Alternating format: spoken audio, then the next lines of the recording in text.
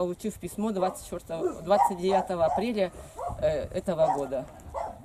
Приказ был из Красноярска, Роснедр России, в котором было короткое сообщение, что ваш земельный участок, принадлежащий вам по такому-то кадастровому номеру, приватизированный вами, изъять в пользу разреза Майрыский.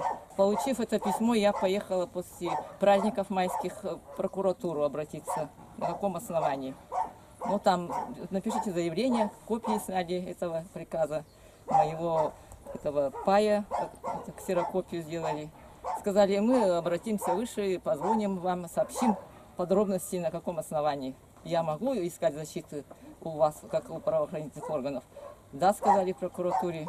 Ну, прошел месяц, больше никаких не было, ни звонков, ничего. Меня зовут Светлана Ивановна Чаптыкова, я жительница села Шалгиново Бийского района. У вас также изымают земли?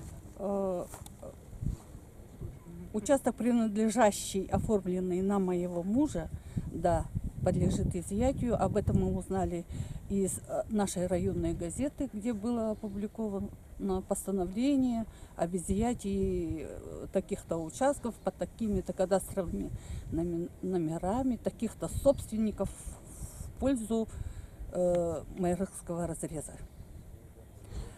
25 августа мне позвонили и сказали, что на моем покосе, который тоже также оформлен в собственность и имеет свой кадастровый номер, стоит буровая установка и проводятся буровые работы.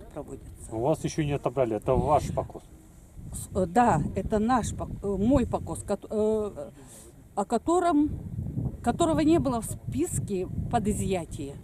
Не было под изъятие.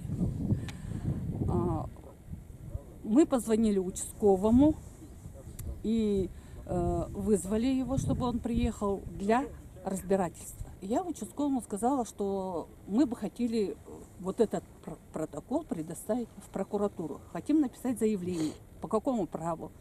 Без нашего разрешения, без уведомления проводятся такие работы и планируются работы. Они нам показали карту, где в условных обозначениях все эти земли уже были обозначены цветом, прописанным таким образом. Земли, подлежащие изъятию под разрез Майрыкский.